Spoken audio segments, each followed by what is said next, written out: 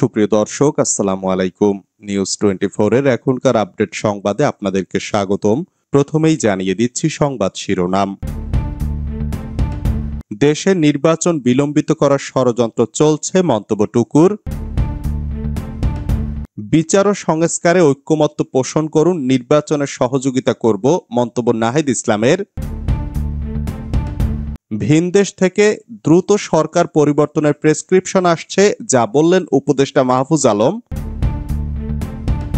ছুরিকাঘাতে নিহত ছাত্রদল কর্মী অপূর্বর পরিবারকে তারেক রহমানের ফোন।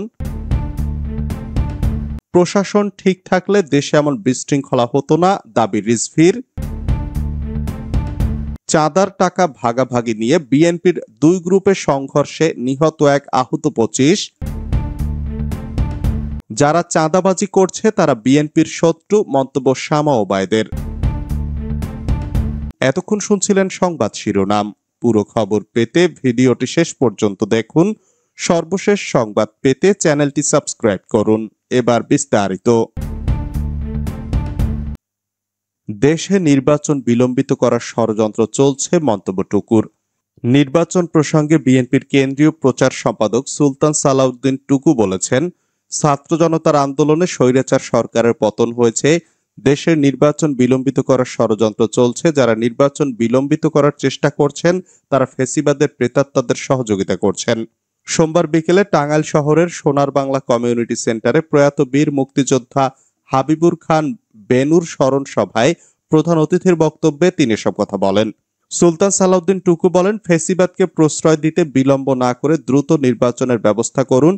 নির্বাচনের একটা রোডম্যাপ ঘোষণা হলেই সার্বিক অব্যবস্থাপনা অনেকাংশে কমে আসার সম্ভাবনা রয়েছে। ফ্যাসিবাদের প্রেতাত্মারা বিভিন্ন জায়গায় ঘাপটি মেরে বসে আছে। তারা দেশকে অস্থিতিশীল করে ঘোলা পানিতে মাছ শিকারের চেষ্টায় লিপ্ত রয়েছে। কাজেই সরকার নির্বাচনের রোডম্যাপ ঘোষণা করে একটা দিক নির্দেশনা দিন। বিচার ও সংস্কারে ঐক্যমত্য পোষণ করুন, নির্বাচনে সহযোগিতা করব, মন্তব্য নাহিদ ইসলামের। জাতীয় নাগরিক পার্টির আহ্বায়ক নাহিদ ইসলাম বলেছেন, রাজনৈতিক দলগুলোকে স্পষ্ট করে বলতে চাই, আপনারা বিচার ও সংস্কার পেছানোর রাজনীতি করবেন না। বিচার ও সংস্কারের প্রতি ঐক্যমত্য পোষণ করুন, নির্বাচনে আমরাই আপনাদের সহযোগিতা করব। সোমবার রাজধানীর সোহরাওয়ার্দী উদ্যানে জাতীয় নাগরিক পার্টি আয়োজিত জুলাই অভ্যুত্থানে আহত যোদ্ধা এবং শহীদ পরিবারের সদস্যদের নিয়ে ইফতার ও দোয়া মাহফিলে এসব কথা বলেন তিনি। নাহিদ ইসলাম বলেন, সরকারকে বলবো দ্রুত বিচার ও সংস্কারের রোডম্যাপ ঘোষণা করতে হবে। কতদিনের মধ্যে এবং কোন প্রক্রিয়ায় আমরা দৃশ্যমান বিচার ও সংস্কার দেখতে পারবো তার সুস্পষ্ট রোডম্যাপ অবিলম্বে ঘোষণা করতে হবে। তিনি বলেন, আমরা প্রধান উপদেষ্টা সহ যেসব উপদেষ্টাকে সরকারের ক্ষমতায় বসিয়েছি তাদের কাছে আমরা কড়াই গন্ডায় জবাব নেব। আমাদের সংস্কার কতটা আদায় হলো, রাজনৈতিক দলগুলোকে যদি নির্বাচনের জন্য এতই তাড়াহুড়া করে তাহলে ভোট চাইতে গেলে কিন্তু তাদের জবাব দিতে হবে। বাংলাদেশে যে ঐক্যমত্য সৃষ্টি হয়েছে সেটাকে আমরা ধরে রাখতে চাই। ভিনদেশ থেকে দ্রুত সরকার পরিবর্তনের প্রেসক্রিপশন আসছে, মন্তব্য মাহফুজের। অন্তর্বর্তী সরকারের আমলে দেশকে গড়ে তোলার সুযোগ ও সক্ষমতা তৈরি হওয়ার কারণে ভিনদেশ থেকে দ্রুততার সঙ্গে সরকার পরিবর্তনের প্রেসক্রিপশন আসছে বলে জানিয়েছেন তথ্য সম্প্রচার উপদেষ্টা মাহফুজ আলম। মঙ্গলবার ভোরে নিজের ভেরিফাইড ফেসবুক আইডিতে এক পোস্টে তিনি কথা জানান। গণ অভ্যুত্থানের বিরুদ্ধের শক্তি একটি ছদ্ম যুদ্ধ চালাচ্ছে শিরোনাম দিয়ে মাহফুজ আলম লিখেছেন, গতকাল মাননীয় প্রধান উপদেষ্টার সভাপতিত্বে একটি পর্যালোচনা সভায় নারী ও শিশুর বিরুদ্ধে নিপীড়ন ও সহিংসতা নিরোধে ব্যবস্থা গ্রহণ, নিষিদ্ধ সংগঠনের কার্যক্রমের বিরুদ্ধে কঠোর অবস্থান গ্রহণ ও সার্বিক আইন শৃঙ্খলা পরিস্থিতির উন্নতি নিয়ে আলোচনা হয়েছিল। আমরা সংবাদ সম্মেলনে বলেছিলাম সরকার কঠোর অবস্থানে যাবে। গতকাল থেকে আজ পর্যন্ত বিভিন্ন জায়গায় অপরাধীদের গ্রেফতার চলমান এবং বিচার কাজ দ্রুত ও সুষ্ঠু করার লক্ষ্যে সরকার তৎপর। তিনি বলেন, ছাত্র যুবকদের জন্য লক্ষাধিক চাকরির ব্যবস্থা ও তরুণদের জন্য জাতীয় কর্মসূচি গ্রহণের বিষয় গতকালের আলোচনায় উত্থাপিত হয়েছে। শিগগির এ বিষয়ে দৃশ্যমান পদক্ষেপ নেওয়া হবে। সরকার জঙ্গিবাদ ও সন্ত্রাসের বিরুদ্ধে জিরো টলারেন্স দেখাবে এবং সেই লক্ষ্যে সমন্বিত তৎপরতা এরই মধ্যে শুরু হয়েছে। ছুরিকাঘাতে নিহত ছাত্রদল কর্মী অপূর্বর পরিবারকে তারেক রহমানের ফোন। নারায়ণগঞ্জে দুর্বৃত্তদের ছুরিকাঘাতে নিহত ছাত্রদল কর্মী অপূর্বের পরিবারের সদস্যদের সঙ্গে ফোনে কথা বলে খোঁজ খবর নিয়েছেন বিএনপির ভারপ্রাপ্ত চেয়ারম্যান তারেক রহমান। এ সময় অপূর্বের পরিবারের পাশে থাকার আশ্বাস দেন তারেক রহমান। সোমবার রাত 11:30টার দিকে শহরের মাসদাইর এলাকায় নিহত অপূর্বর বাড়িতে যান কেন্দ্রীয় ছাত্রদলের সিনিয়র যুগ্ম সাধারণ সম্পাদক শ্যামল মালুম।